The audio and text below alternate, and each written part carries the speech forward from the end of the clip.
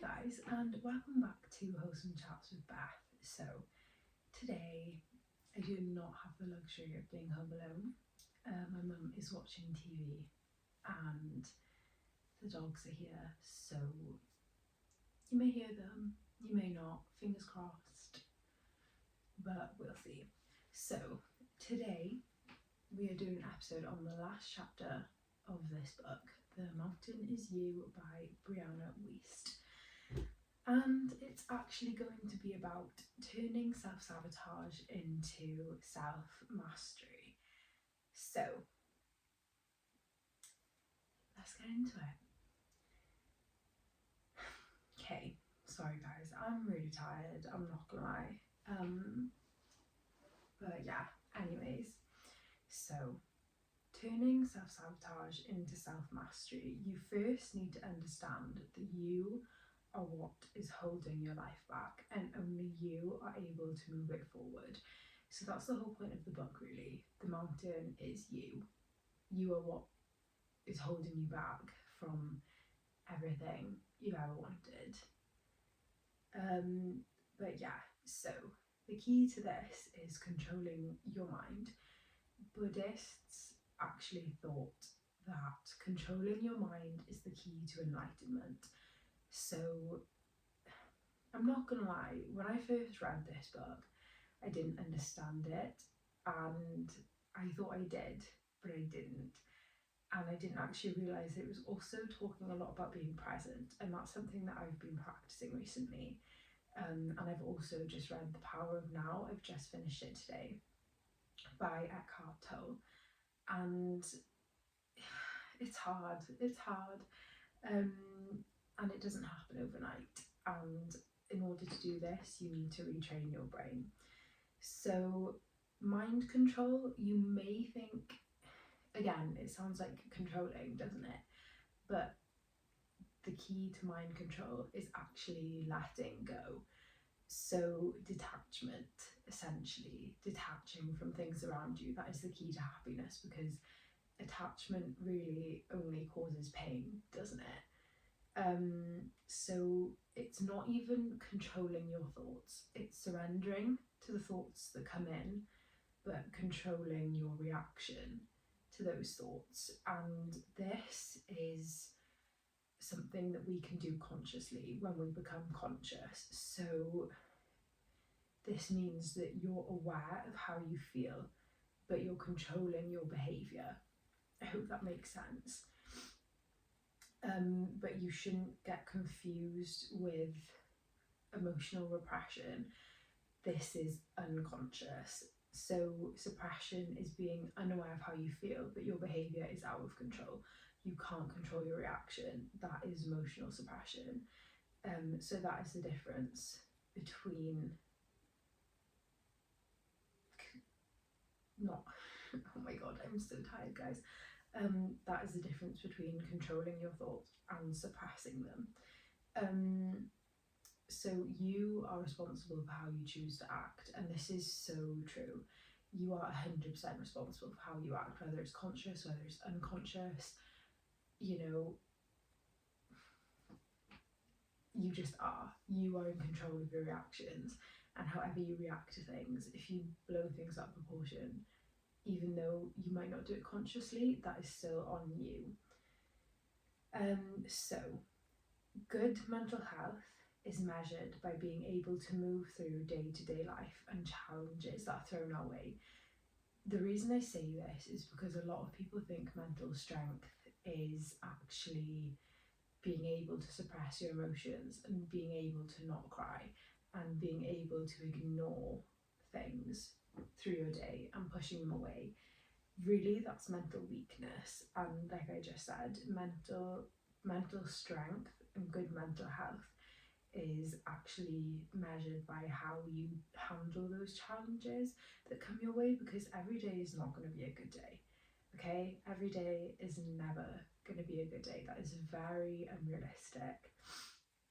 So the next point I have is inner peace is the inner knowing that everything is going to be okay, and it always will be. And that is so true. And every time I find myself worrying about things, I'm like, everything is going to be okay, no matter how anxious I get. And I look back at the things I've been through that I thought I was never going to get through, and I'm like, oh my God, things are actually, they've always been okay. And that is kind of like, that is inner peace. That is how you get through things, by knowing that everything is always going to be okay, and not letting the worst case scenario get in the way of things, because it will literally, it will make you so unwell. Like, I've been there, like recently, I had so much worry about, like, I've taken a new job and it's not contracted, and I've just been so worried about getting the hours and money and pay and bills, and I spent so much time worrying. And I was like, Beth, you know what, you aren't going to die. That would be the worst case scenario, and that's not going to happen. You are going to be fine. Don't worry about it. Everything is always going to be okay. So I say this because your thoughts and actions create a ripple effect. So if you're there and you're thinking of the worst case scenario, and you're like, oh my God, this is going to happen, I'm so stressed, like, then your thoughts create your reality. That's what I mean by they create a ripple effect. Your thoughts influence your actions, and that creates a ripple effect. And that is how it's more likely going to happen, because you are thinking it's going to happen. So whatever you think about is going to be the most likely outcome. So why not assume that it's going to be the best outcome? You know, like, yes, be prepared for the worst outcome, but don't fixate on it, because if the worst outcome happens, you just need to know that you have the tools. You are equipped with the tools to handle that situation. Okay, so you need to trade your desire for happiness into a desire for inner peace. So inner peace is true happiness, you know, and it's something that we come back to, because you don't find inner peace. Inner peace is our natural state. Happiness is our natural state. It's something that we come back to once we realise that it is true happiness. I hope that makes sense. Like, that is how we came into this world, inner peace. We were in inner peace, and then, you know, we're taught all these norms and this and that, and then we are moulded by society, and then we aren't happy anymore, and then we're always thinking about the worst case scenario. And sorry guys, I need to catch my breath. I'm talking so fast. Yeah, so, you know, instead of chasing happiness from temporary highs and things that you think you want in life, and achievements and goals, just find happiness in the little moments, and realize that when you find inner peace, that you will be happy, and it is something that you will come back to eventually. When we're children, we adapt to our environments and we change ourselves so we can become safer. So this is what I was just saying, you know, we're taught norms, and we see how our families behave, and then this is how we behave, because we think that's normal, it's all we've ever seen. Like, you haven't really been exposed to the world yet,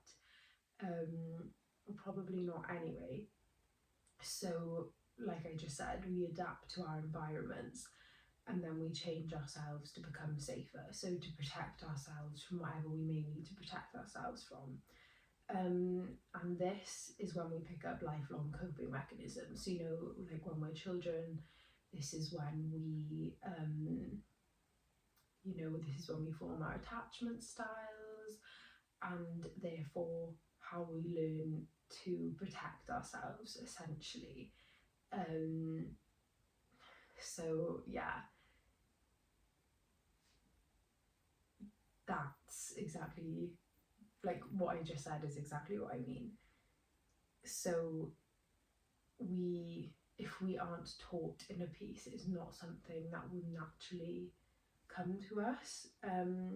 So exactly, my next point, if inner peace isn't shown to us growing up, we listen to our inner voice and we get lost.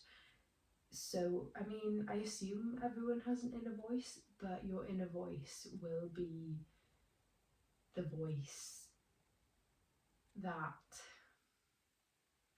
so whatever people tell you growing up, you know, if you're criticized by your family, if you're criticized by your teachers, if the kids at school are mean to you, that is how your inner voice will be to you.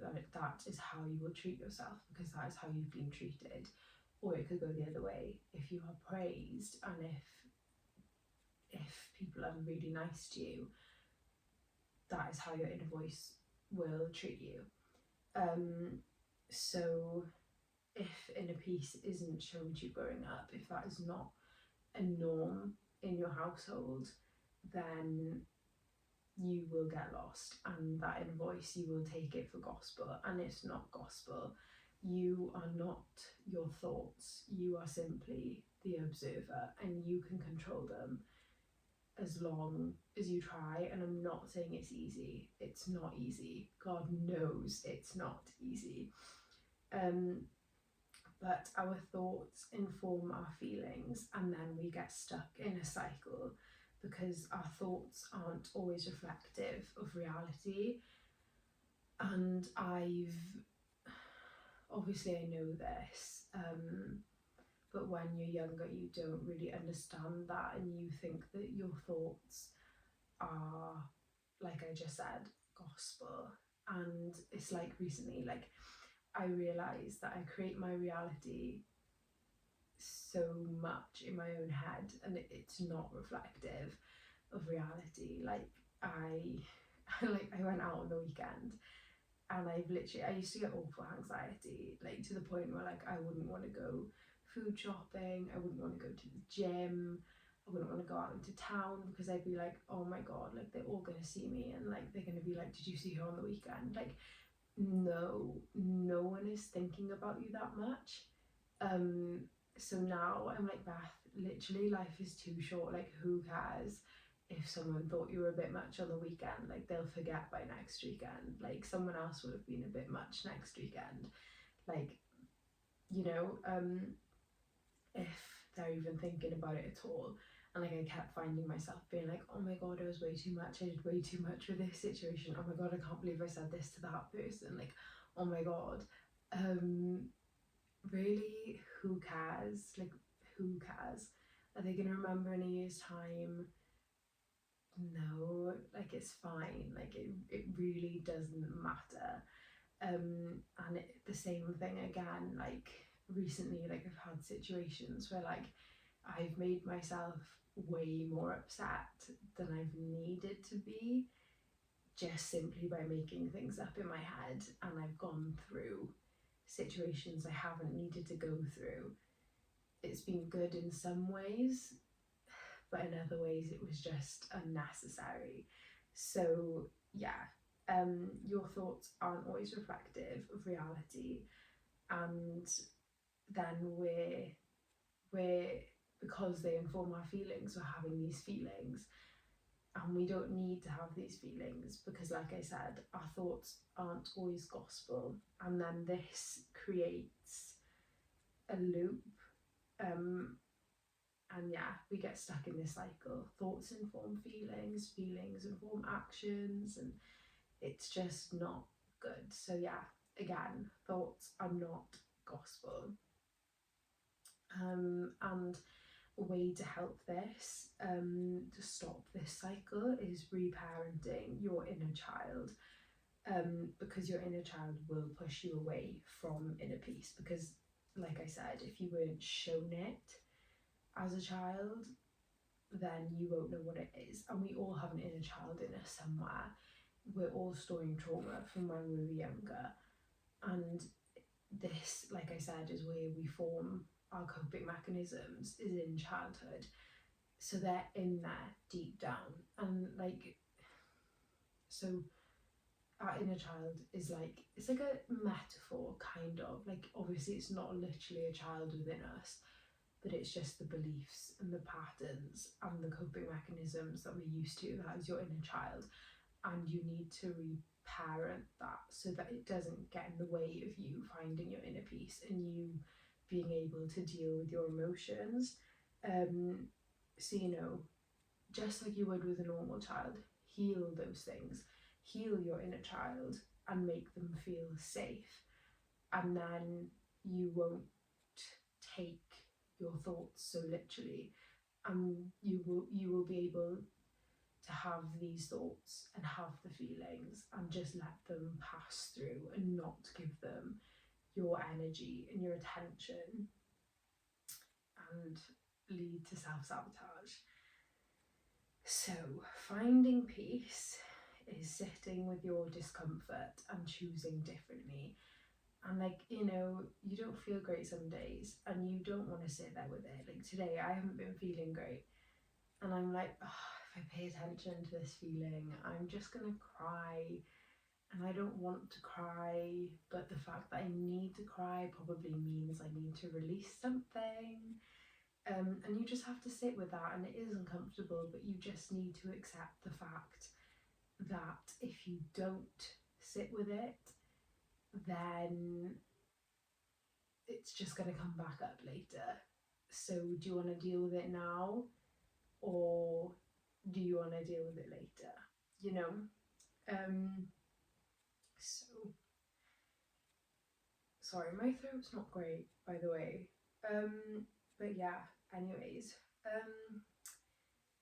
if you resist these emotions, basically resistance creates a war within us, and anything you try and resist, when you feel resistance, it's just going, literally like I just said, it's just going to create a war within you. And our minds are designed to identify threats and to keep us safe, and you need to remember that. Like, it is not the brain's goal to be happy, it is the brain's goal to scan situations and be like, okay, a threat there, this is how we protect ourselves from this, okay, this is over there, like, like that's dangerous, we got to make sure that doesn't happen.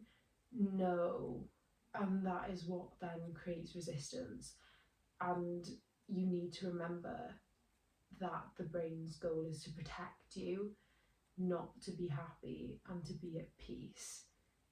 So keep that in mind whenever you're having these thoughts and they're racing. Like, I found it very hard to control my thoughts this week. I don't know why, probably because I went out on the weekend and I've just been an anxious mess ever since. But yeah, so you need to remind yourself in those times you're struggling to take control of your thoughts that the brain's goal isn't to be happy, and that's your job, and you need to try and take control of it. And sometimes it's hard. When you're tired, it's hard, but you got to at least try. Remember, everything you've ever worried about, was it as bad as you thought? Did it turn out as badly as you thought it would? No, it didn't. Remember, every situation you thought you'd never get through, did you get through it? You did. You got through your hardest times, didn't you? And remember, every time you felt genuinely happy and at peace, and what were you doing in those moments? You were probably being present and not worrying about the past or the future. And when you ask yourself these questions, it will remind you that you've always been okay and you've always gotten through everything. Worrying only takes us away from the present moment, and the brain thinks that worrying makes you safe, but it doesn't. It doesn't make us safe. It's just wasted energy. And like I said earlier, you'll create the reality you're worried about by listening to your thoughts. So why not just think about the best possible outcome? Like, yes, fine, you can think about both, but why not weigh towards the good one? Make the choice to listen to your inner peace, and the inner peace is that inner knowing, that it is that whisper of, I know everything's going to be okay. Everything I've been through, I've always been okay. it's always going to be okay, because it is going to be okay. You know, like I said, like when I was worried the other day, I was like, right, I'm not gonna die. That would be the worst case scenario, and I'm not gonna die. I'll be fine. I'll work it out somehow. You know, um, you also need to remember your feelings aren't predictions. Psychic thinking is awful. Your feelings aren't predictions, and you may sometimes think that they are, but they aren't. And you need to discern from feelings that are informing you that you need to pay attention to something, or your ego. You know, I've had ego feelings recently, like the whole situation I spoke about in my last episode. Um, you know, I felt hurt by that situation, but it didn't mean that I had feelings. Like, I don't know, if you haven't watched my last episode, I saw my ex with another girl. It really hurt me. I was really sad. It opened a lot of wounds for me. And I was really upset.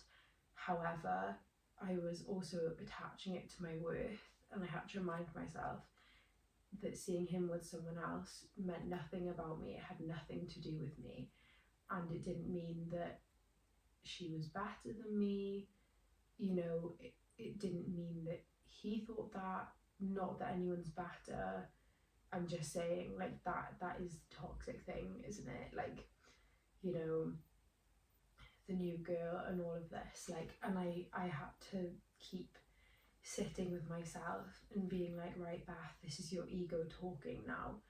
Your ego is tying this to your worth. It means nothing about your worth. These feelings don't mean that you want to go back. These feelings don't mean that you miss him. You know, it's just your ego. And I just had to set that aside. So where was I? Yeah. Learn between informative feelings and ones that come from your ego. You know, your feelings are just there really to let you know where you are energetically and mentally. Like I've said, don't take them literally, because they don't always reflect reality. The feelings of peace will always tell you the truth. Feelings of fear will not. And by feelings of peace, I mean that deep inner knowing. You know when things aren't right. You know when things are right. And it's hard to explain, but I feel like everyone knows what I mean by that feeling of peace. Like, you know when things are okay, and you know when things are not okay. And you know when you're in the right place, and you know when you're not in the right place. As much as no one wants to admit that, you know when you are not in the right place. And you need to listen to those feelings. Becoming mentally strong requires planning for the long term. Otherwise, if you don't plan for the long term, you become sidelined by your anxiety. And this is so true. Like, an example of this would be, I was worrying about money. So what I did was I started making a plan with my pay every month, certain amount to go into each, you know, bills, food shopping, petrol, things that I wanted to do with my friends, savings. You know, I put things into categories, and then obviously there's the ones that are fixed, that are the same every month, and then I divide the leftovers into, you know, activities, savings. When I didn't have that plan, I was panicking all the time. I was running out of money. You know, like, you need to plan for the long term, or anxiety will just take you over. So yeah, another point. Remember, not everyone is thinking about you. Like I said, that is another thing that causes anxiety, and another thing that keeps us in our heads. Nothing is permanent, and no one cares as much as you think they do. And this should be liberating to you. And this is exactly what I've been telling myself. after the weekend. Like I said, I used to get awful anxiety, and now I'm literally like, do you know what? No one cares about me as much as I think they do, and that's a good thing. Like, no one notices that I was a bit crazy. Like, do you know what I mean? Like, and if they did, they're not gonna remember soon. Like, it really doesn't matter. Like, no one is thinking about you as much as you think about you, and that's a good thing. Ask for help when you need it. You aren't supposed to know everything. You literally aren't supposed to know everything. You know, like, no one expects you to either. Like, if you want to learn something, just ask. Literally just ask. That's all you have to do. If you can't do something, just ask someone to do it for you. Ask someone to show you. No one expects you to know everything. It doesn't make you stupid that you don't know everything. It's not a bad thing. Remember, you can handle whatever comes your way. And I know I've said this a few times, but you are equipped with everything you need when a situation comes. You don't need to be everything all the time. You know, like, you don't need, you have different tools for different things, and those tools will come at the exact time that you need them. You don't need to worry about that.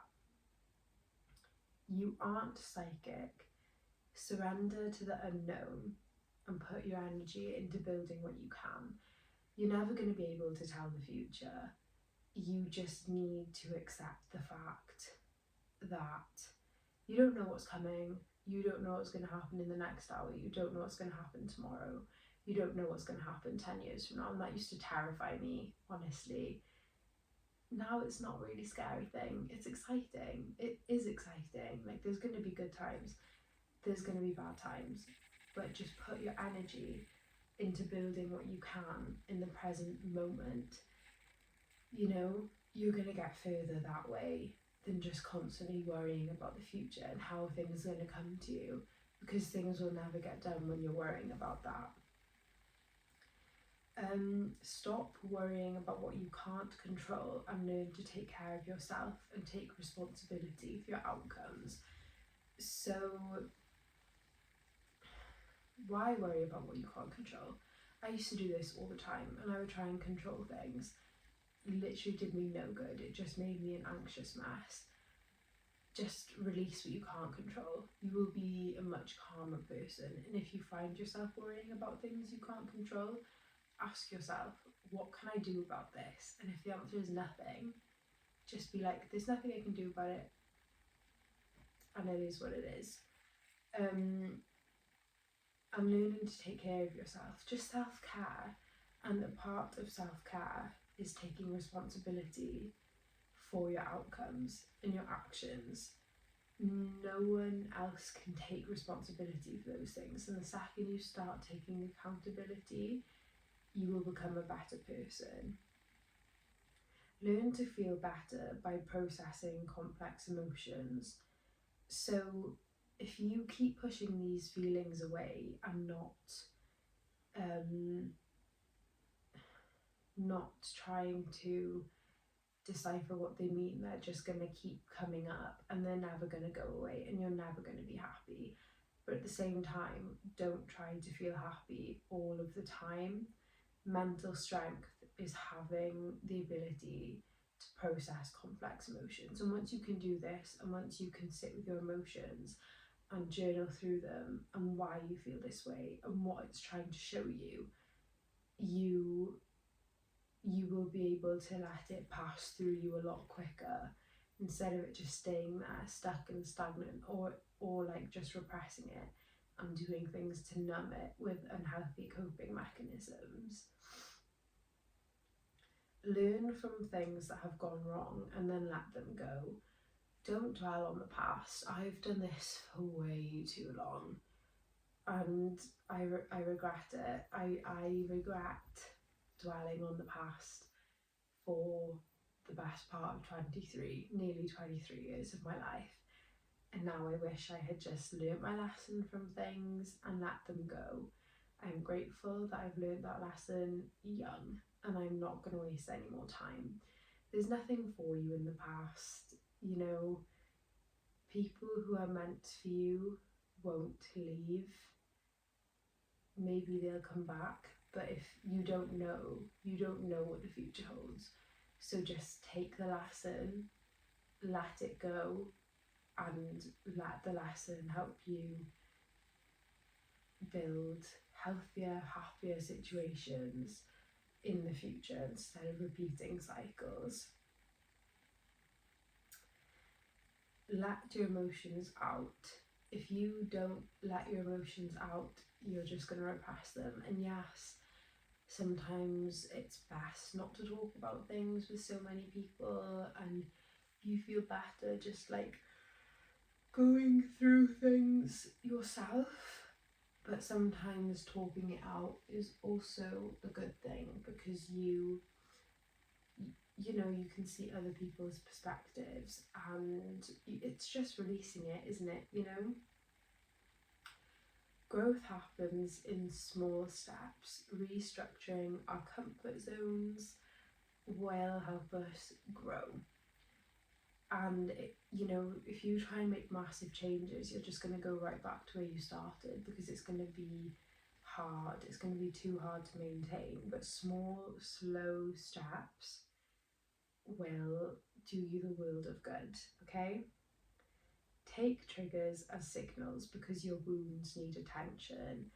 And this is exactly that. Like, I have kept having things come up that trigger my self-worth and abandonment wounds recently, and I've just been sitting there with them and trying to remind myself that other people don't determine my worth, situations don't determine my worth, praise doesn't determine my worth.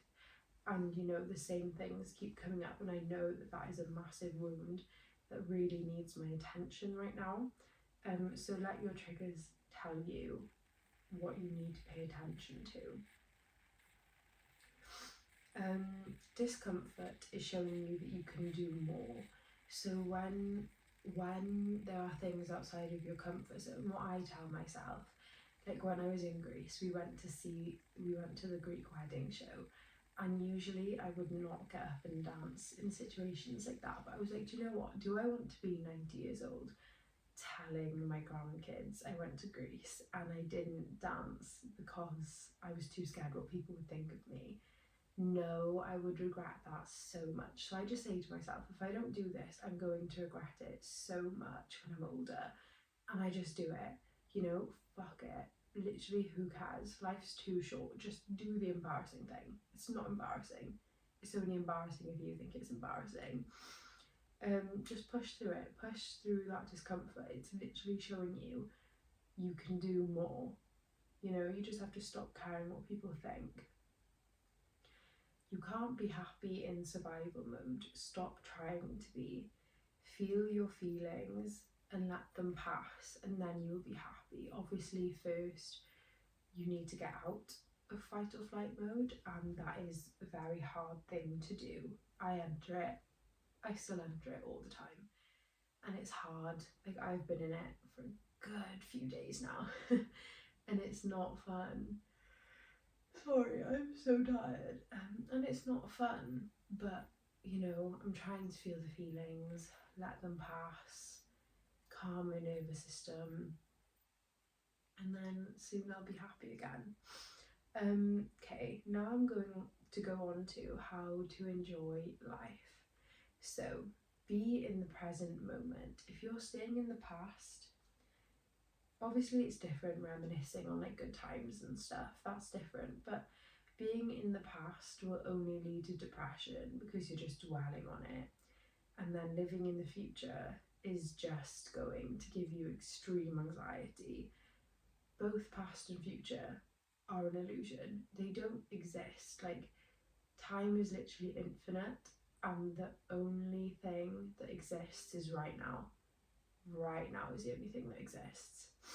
So just focus on that. Obviously it's different, like planning for the future and stuff. You know, like I said with money earlier and like things like that, that's different. But worrying about the future is just going to make you anxious. Living in the past and the future is actually a way of dissociating. because you probably just don't want to focus on the present moment, because you know then you actually have to deal with your thoughts and your feelings. And sometimes I wake up and I think, oh my god, how am I going to do this today? I don't want to do it, but I've got to. I've got to, and it's going to get easier every day. Stop trying to assert dominance in your relationships. You're equal to everyone in your life. Don't try and assert dominance, because this is where things get messy and this is where arguments happen. You'll be unhappy if you try and assert dominance in your relationships. Lean into little joys. You know, I think people often think they'll only be happy once they've hit a milestone, or they've made an achievement, or they've graduated, or they've got the job they wanted, or the house they wanted. No, because once you do that, you're then just going to go back to your baseline and you're going to be like, oh, so what's the next big thing? What else is going to make me happy? But you just need, instead, enjoy your morning coffee, get excited to drive in the car with your favourite music, get excited to go to the gym, get excited to have your favourite lunch, like get excited to see your friends, like just little things every day. Get excited to make your bed, change into fresh new bedding, just get happy about things like that, and then that is what's going to make you happy, enjoying the little things. Build healthy and happy relationships, because you are the people that surround you. You do become like them, and you aren't going to be happy if those people are always bringing you down, or they aren't nice people, which then in turn makes you not a very nice person. It'll just lower your vibration, and then everything else will match that energy. Be aware of what you give your energy to. So again, worry, wasted energy, past, future. Don't dwell, don't worry.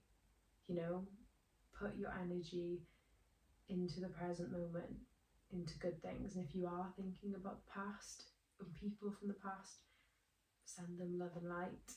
That is all you can do. Learn new things often. See challenging times as an opportunity to transform. So the hard times, what is this doing for me? What am I learning from this? This is giving me this is equipping me with the tools to handle situations like this in the future, and every time it gets easier, and also learn other new things, hobbies, just learn about new things, interesting things, learn from other people. Schedule time to do nothing. This is an important one, and it's hard because I feel like we often feel guilty for resting, but we need it, and that is a fact.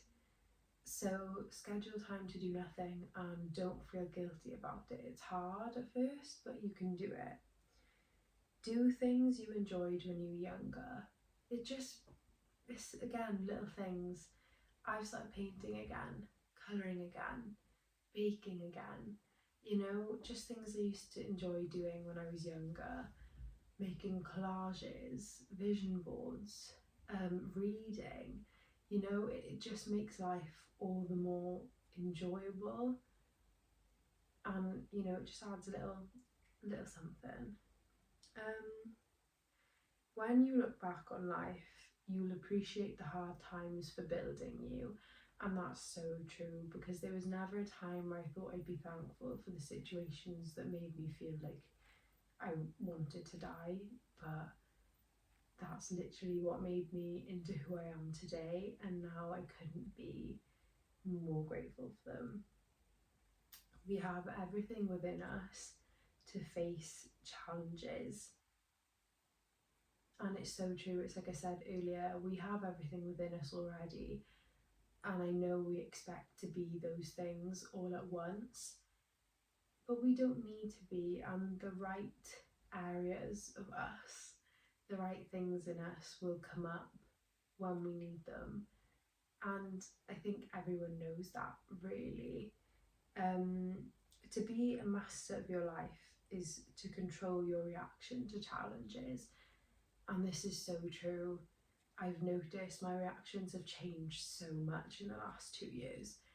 Like, I react to situations completely differently now, and it's because I come from a place of just wanting peace, of wanting to be a good person, of just wanting to take care of myself, and knowing that I have me and I don't need anyone else to, and I'm so much more calmer now.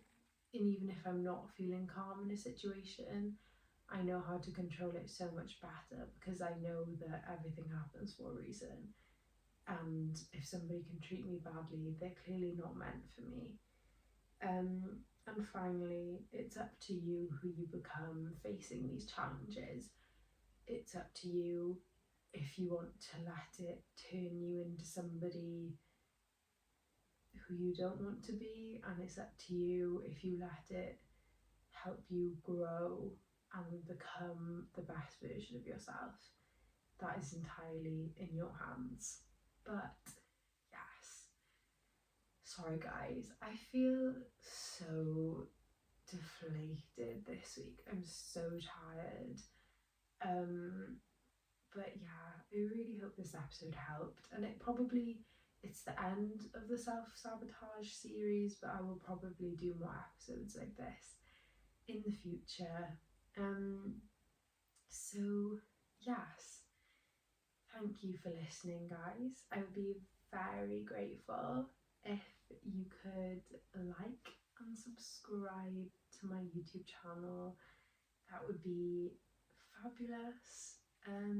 But yeah, again, thanks for listening, guys. I love you all very much, and I'll see you in 2 weeks. Bye.